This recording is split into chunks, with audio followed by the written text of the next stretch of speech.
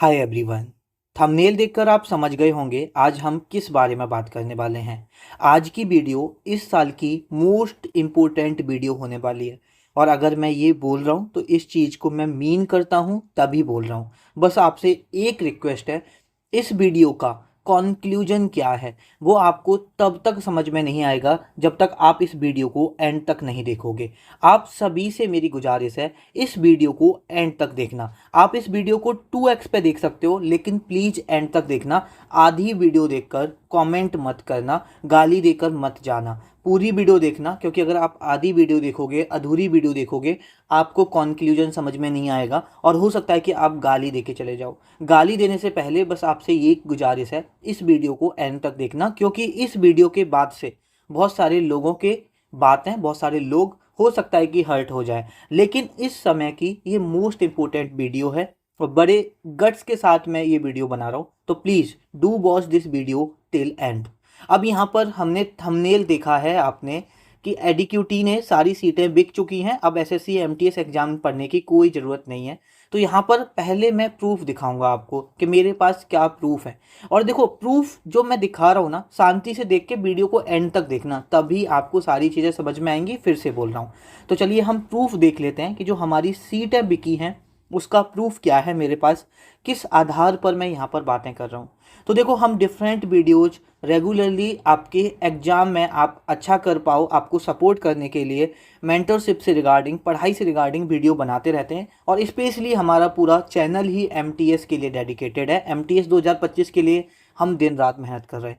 हमारे वीडियोज़ के comment section में हमने काफ़ी कमेंट, यहाँ पे तो मैं कुछ कमेंट दिखाने वाला हूँ, काफ़ी कमेंट्स देखे, फिर हमने इस चीज़ पर एनालिसिस किया। जैसे यहाँ पर एक भाई यहाँ पर लिखते हैं, कोई फ़ायदा नहीं है, सिलेक्शन ऑलरेडी एडीक्यूटी ने दे दिया है एंड वैकेंसी भी 2024 की ऑलमोस्ट हाफ है, तो क्या फ़ायदा नहीं एग्ज़ाम देने, तो क्या फ़ायदा नहीं एग्ज़ाम देने का। अब कहने का मतलब है, इनका क्या कहना चाह रहे हैं कि आपने जो एडीक्यूटी एमटीएस 2025 का पेपर ले रही है, जितनी भी वैकेंसी हैं ऑलरेडी जो एस्पिरेंट हैं वो डिसाइड किए जा चुके हैं। ऑलरेडी यहाँ पर आपका जो पेपर है, वो पेपर तो एक एग्ज़ाम जो पेपर बचा हुआ है ऑलरेडी सिर्फ एक नाम मात्र का रखा हुआ है। एमटीएस में जो बच्चे सिलेक्शन होंगे उनका ऑलरेडी हो चुका है। और इनकी बात से 33 और लोग सहमति करते हैं, इसलिए इन्होंने इनके स्टेटमेंट को लाइक किया है। ठीक है, आप जाके डिफरेंट वीडियोज़ के कमेंट सेक्शन में आप चेक कर सकते हो। ठीक है, कोई मैंने यहाँ पर खुद से जाके कमेंट करके मैं लेके नहीं आया हूँ। उसके बाद ब्लेजर लाइफ XYZ यहाँ पर कमेंट करते हैं, कोई मतलब नहीं है एग्ज़ाम देने से, वैकेंसी बिक चुकी हैं। और इनके इस स्टेटमेंट को 73 लोग रिप्लाई लाइक करते हैं और लगभग 26 इनके रिप्लाईज भी हैं। बहुत सारे बच्चों ने सहमति जताई है इस चीज़ से। आगे हम पढ़ते हैं। नेक्स्ट यहाँ पर एस्पिरेंट है swapy.k करके, ये यहाँ पर लिखते हैं, सीट तो कंफर्म बिकेंगी, 5000 सीट हैं तो 1500 सीट माइनस ही कर दो। ठीक है, तो इनका कहने का मतलब है एक्चुअल वैकेंसी आपको जो फाइट करना है वो 3500 वैकेंसी में फाइट करना है। वहीं पर सचिन वर्मा लिखते हैं, वेंडर चेंज नहीं हुआ तो कुछ भी पढ़ लो, धांधली वाले सब ले जाएंगे। कहने का मतलब है आप कितना भी पढ़ लो, कुछ भी पढ़ लो, आपका सिलेक्शन नहीं होगा। उसके बाद हम यहाँ पर आगे बढ़ते हैं। नेक्स्ट यहाँ पर लिखते हैं, भाई तुमको एडिक्यूटी में दिक्कत नहीं दिख रहा है क्या, मतलब ये तुमको मुझे यहाँ पर कंसिडर कर रहे हैं। बहुत ही करप्ट है एडिक्यूटी, bender change is the solution, ये दिलीप कुमार भाई का कहना है। उसके बाद तुषार सिंह यहाँ पर लिखते हैं, जब जो मेहनत करके पढ़े हैं उनका होगा ही नहीं तो एग्ज़ाम देने से क्या फ़ायदा। सब लगे बेंडर की सुधार करने के लिए, पर ये बोल रहे हैं टाइम मत बर्बाद करो, जब बेंडर ही सही नहीं रहेगा तो एग्ज़ाम देने से क्या फ़ायदा। ठीक है, ये भी मानते हैं कि एडीक्यूटी में 100% धांधली है। आगे बढ़ते हैं। यहाँ पर ये स्लाइड मोस्ट इम्पोर्टेंट स्लाइड है। अब यहाँ पर हमने कल एक वीडियो अपलोड की पोस्ट पॉइंट से लेकर, तो वहाँ पर हमने कुछ कमेंट देखे, जहाँ पर चरण सिंह एक एस्पिरेंट हैं, ये लिखते हैं, आदित्य सर ने ओपन कर दिया है कैसे सिस्टम को हैक करते हैं। मतलब आदित्य सर एक टीचर हैं, वेल रेस्पेक्टेड टीचर हैं, आप सभी जानते होंगे। तो इनका कहने का मतलब है उन्होंने पूरा एक्सपोज कर दिया है कैसे एग्ज़ाम सिस्टम को हैक करा जाता है। कोई फ़ायदा नहीं है मेहनत का, हाफ सीट बिक चुकी हैं। ठीक है, आदित्य सर ने प्रूफ दिए हैं, सीट बिकती है एसएससी की और इस बार ज़्यादा सीट्स बिकेंगी, इसमें क्या फ़ायदा, ये भी यहाँ पर इनके ही इनका भी मानना है कि सीट बिक चुकी हैं। और ये किसके बेसिस पे बोल रहे हैं? क्योंकि आदित्य सर ने एसएससी को प्रपोज किया, मतलब सॉरी, यहाँ पर एक्सपोज किया है। उसके बाद ये फिर से उनका कमेंट है, शायद ये हम पढ़ चुके हैं, तुषार सिंह जो एस्पिरेंट हैं। अब देखो यहाँ पर मैं आपको समझाता हूँ एक्चुअल में मैं ये वीडियो क्यों बना रहा हूँ। ये सिर्फ आपने 3 स्लाइड पर कुछ 6-7 कमेंट देखे, लेकिन ये इस टाइप के सिमिलर कमेंट हर एक वीडियो के कमेंट सेक्शन में मुझे देखने को मिल रहा है।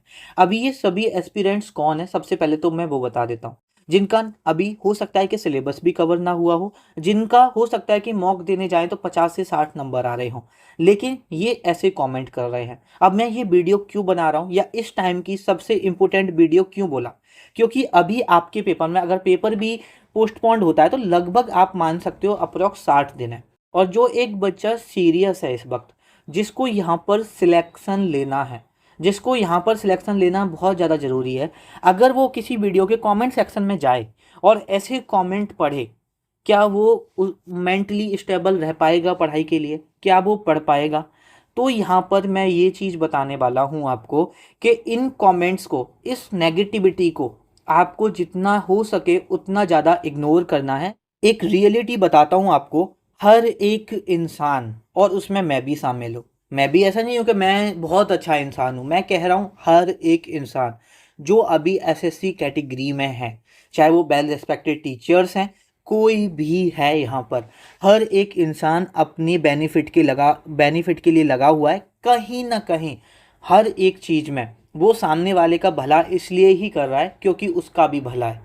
ये चीज़ समझो, और इसमें मैं हर एक को इंक्लूड कर रहा हूँ।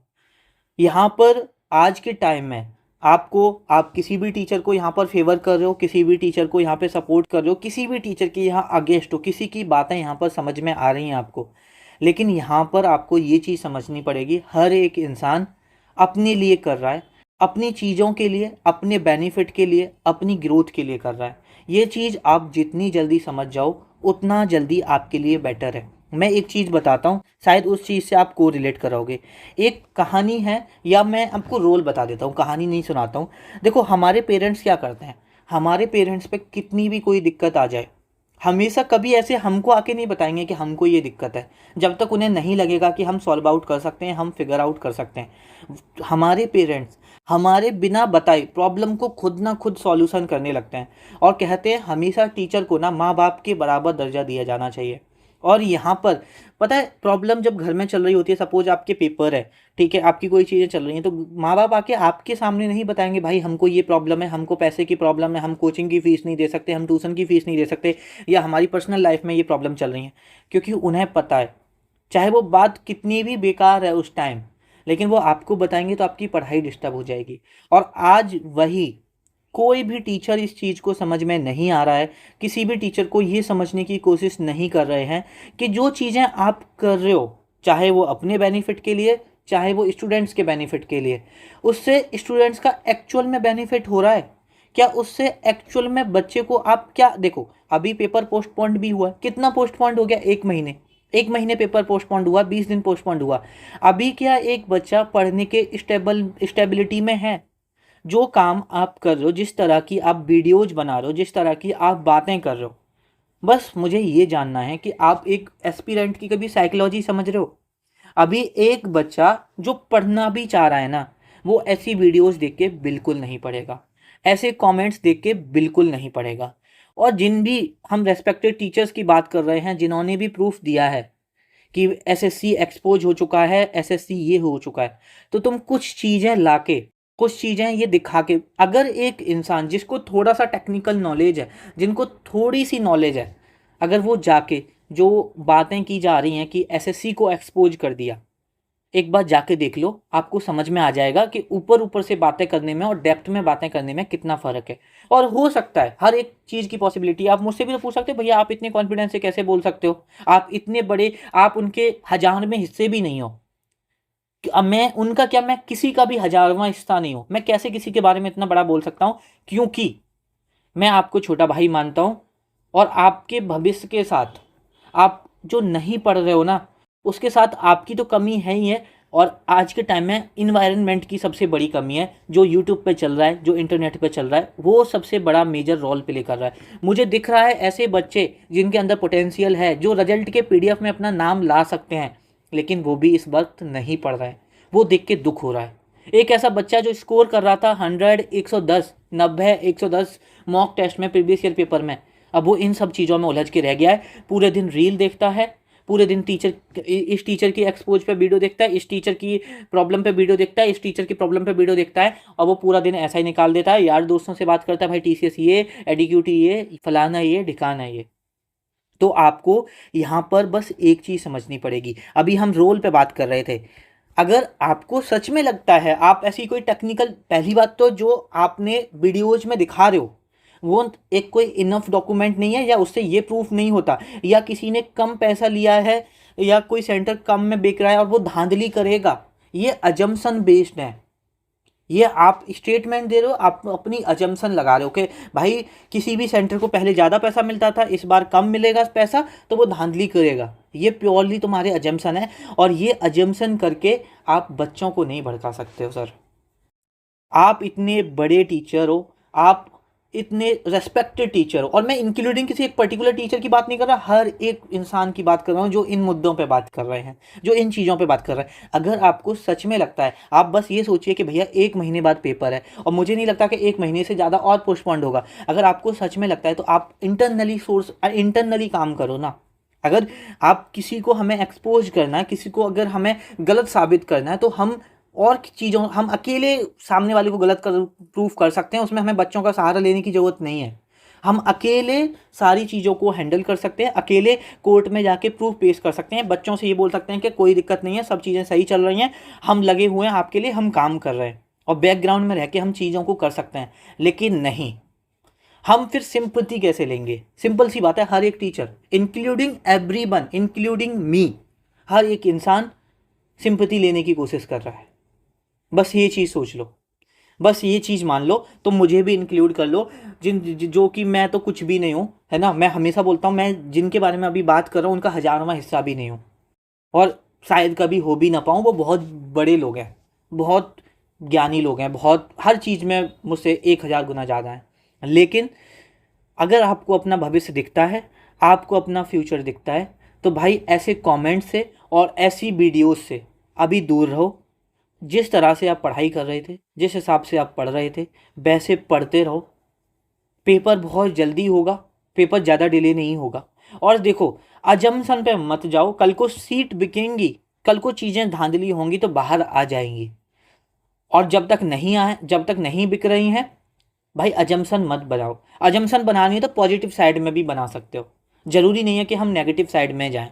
और देखो, अभी आप एडीक्यूटी को हटाना चाहते हो ना, टीसीएस को लेके आना चाहते हो ना, कि टीसीएस आपका पेपर कराए, तो जो सर हैं जिन्होंने इस चीज़ पर एक्सपोज किया है, उन्होंने टीसीएस पे वीडियो बनाया, उन्होंने टीसीएस के स्क्रीनशॉट दिखा रहे हैं। तो फिर किसको लेके आओगे आप एग्ज़ाम कंडक्ट कराने के लिए? कोई एक फोर्थ कंपनी है? ऐसा तो मुझे तो लग नहीं रहा कि रेस में कोई और ऐसी कंपनी है जो अगर बात की जाए कि जो 100% बिल्कुल डिफेक्टलेस है। तो देखो, ऐसी वीडियोस देख के, ऐसे कमेंट पढ़ के, आई नो जब आप कमेंट देख रहे हो, जब आप वीडियोस देख रहे हो, तो ऐसे कमेंट देख रहे हो, आपका पढ़ने का मन नहीं करेगा, सीरियसली बता रहा हूँ। लेकिन आपकी जगह अगर मैं तैयारी कर रहा होता, मैं ऑनेस्टली बता रहा हूँ, मैं इन सब चीज़ नेगेटिविटी से दूर रहता। मेरा बस यही होता कि मेरा कर्म है काम करना, मैं वो कर रहा हूँ, मेरा कर्म है पढ़ाई करना, ईमानदारी से पढ़ाई कर रहा हूँ।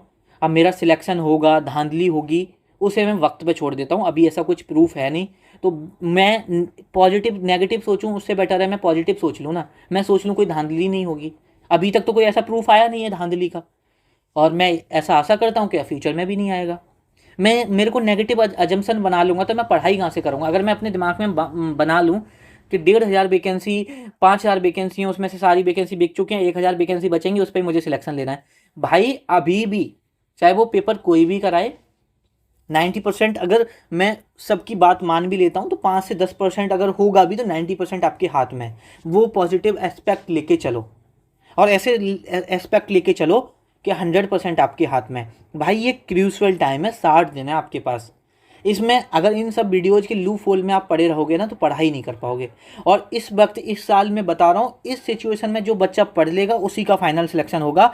आपका फ्यूचर है, आपका भविष्य है, आपका करियर है, आपकी समझ है। मैं कितना भी समझा लूँ, करोगे तो आप वही जो आपके मन में होगा। करने वाले तो आप वही हो ना जो आपके मन में है, जो आपको चीज़ें पसंद हैं। तो इस बात को आप जितनी जल्दी समझ जाओ उतना बेटर है कि आपका करियर, आपका फ्यूचर और आपकी अंडरस्टैंडिंग। ना आप मेरी बात मानो, ना किसी और की मानो, जो आपको सही लगता है वो करो। ठीक है, किसी की बातों में आके अपनी पढ़ाई मत छोड़ो और किसी की बातों में आके अपनी पढ़ाई मत करो। मेरी बातों में आके ऐसा नहीं है कि पढ़ाई कर दो, सब चीज़ों को छोड़ दो। आप इतने समझदार हो, आप इतने मैच्योर हो कि अपने लाइफ के डिसीजन आप लेना जानते हो। आपका करियर, आपका फ्यूचर आगे किस डायरेक्शन में जाएगा आपसे बेटर इस वक्त कोई नहीं जानता। और मैं इस यहाँ पर सभी टीचर से बोल रहा हूँ, सभी टीचर के बारे में एक बात बता रहा हूँ। यहाँ पर हर एक टीचर कहीं ना कहीं अपने बेनिफिट के लिए लगा हुआ है, इंक्लूडिंग मी। हमेशा मैं उसमें अपने आप को शामिल कर रहा हूँ। ये चीज़ देखो, यहाँ पर कोई एक टीचर नहीं जा पाता ड्यू टू देयर रीजन कि उनका फेस रिवील नहीं हुआ है, उनको गाली दे देते हैं दूसरे टीचर। तो तुम टीचर होने की मर्यादा कैसे दिखा सकते हो? भाई किसी की प्रॉब्लम है, उस इंसान के, आप समझ गए ना मैं किसके बारे में बात कर रहा हूँ। एक ऐसा इंसान जो दिन रात आपके लिए मेहनत कर रहा है, आप बच्चों के लिए दिन रात कंटेंट प्रोवाइड करने की कोशिश कर रहा है दिन रात। और अगर वो प्रोटेस्ट में नहीं जा पाया क्योंकि उस इंसान ने फेस रिवील नहीं किया है, उस इंसान को गालियां दे के पुकारा जाता है, उस इंसान को गालियां दी जाती हैं टीचर्स के द्वारा। बच्चों के द्वारा तो दी जाए ना दी जाए, टीचर्स गालियां देते हैं उनको, अपशब्द बोला जाता है उन टीचर के बारे में। और ये नहीं पता कि उस इंसान ने कितना मेहनत किया है, पूरा एक रेवोल्यूशन लेके आए थे, अभी भी मेहनत कर रहे हैं बच्चों के लिए। तो मैं बस इतना कहना चाहूँगा, हर एक टीचर कहीं ना कहीं सिंपैथी लेने के लिए और अपने फ़ायदे के लिए यहाँ पे लगा हुआ है। तुम्हारा भी फ़ायदा जब भी कर रहा है जब उसे अपना फ़ायदा दिख रहा है। तो इतना आपको जितना जल्दी समझ में आ जाए उतना बेटर है, और आपका करियर आपके हाथों में है। इन सब कमेंट्स से आप जितनी जल्दी मिसलीड हो जाओगे उतना आपका घाटा है। ऐसे कमेंट्स आपको देखने ही नहीं चाहिए। ठीक है, बस यही कहना चाह रहा हूँ, क्योंकि कोई भी रीजनेबल यहाँ पर ऐसा नहीं है फैक्ट जहाँ पर हम बात कर पाएँ। कोई यहाँ पर ये किसी कमेंट में आपको कोई रीजन दिख रहा है, ये जो कमेंट है यहाँ पर किसी के पास आपको कोई प्रूफ दिख रहा है? हो सकता है कि आज बहुत सारे लोग इस चीज़ को बुरा मान जाए, लेकिन जब तक प्रूफ नहीं है अजम्पशन पर बच्चों को नहीं भड़काना चाहिए। ओवरऑल मैं ये कहना चाह रहा हूँ। और एक बच्चा की साइकोलॉजी हर एक इंसान और हर एक एस्पिरेंट समझता है कि साइकोलॉजी अगर ऐसी होगी तो बच्चा नहीं पढ़ पाएगा। बट यहाँ पर कोई भी साइकोलॉजी समझने की कोशिश नहीं कर रहा है बच्चों की, कि बच्चों की मनोदशा क्या है। भाई तुम सामने आओ, तुम बैक एंड पे मेहनत करते रहो, तुम सामने आके बोल दो कि नहीं भाई सब कुछ सही चल रहा है। देखो बहुत ज़्यादा प्रोबेबिलिटी थी सारे देखो यहाँ पर जब मैं कैलकुलेशन करता हूँ ना, तो चाहे मैं गलत हो जाऊँ, मैं बहुत ईमानदारी से और बहुत मेहनत के साथ करता हूँ। चाहे वो 2024 के, मैंने कभी कट ऑफ एनालिसिस नहीं किया था, पूरी ईमानदारी से कट ऑफ एनालिसिस किया। मैंने बोला कि मैं गलत भी हो सकता हूँ, लेकिन वो कट ऑफ एनालिसिस हमारा बहुत अच्छा गया था। बहुत सारी चीज़ें मैंने एनालिसिस करके बताई, वो और टू द पॉइंट गई थी। यहाँ पर पोस्टपोन्ड को लेकर भी लास्ट डे तक, जबकि मुझे 100% एंड में आते आते तो 100% हो गया था ना कि पेपर पोस्टपोन्ड होगा, लेकिन अगर जहाँ पे मुझे पॉसिबिलिटी थी वहाँ पर भी आके मैं ये बोल रहा था कि पेपर पोस्टपोन्ड नहीं होगा, 99% चांस ही नहीं है कि पेपर पोस्टपोन्ड होगा। उसका एक ही रीजन था कि मैं आके बोल दूंगा कि पेपर पोस्टपोन्ड होगा तो आप पढ़ना छोड़ दोगे, आप बोल दोगे अब तो टाइम मिलेगा ही।